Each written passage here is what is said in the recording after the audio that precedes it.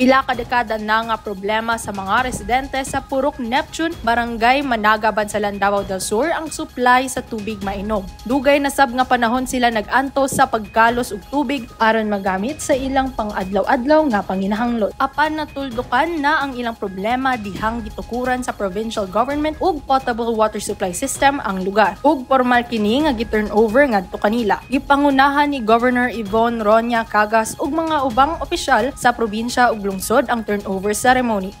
Susamang proyekto sab ang gi-turnover ngadto sa mga residente sa Barangay Osmeña ug Labon sa Sulop, Davao del Sur. 3.6 million pesos nga water system project ang mapuslan na sa mga tao. Dakong tabang kini sa mga tao ug mismong sa BFP ang proyekto kansa maglisod sa pagpangita og supply nga tubig aron ipondo sa fire truck nga moresponde sa sunog. Chantal Ray Amor Solarte, Newsline Philippines, stay safe.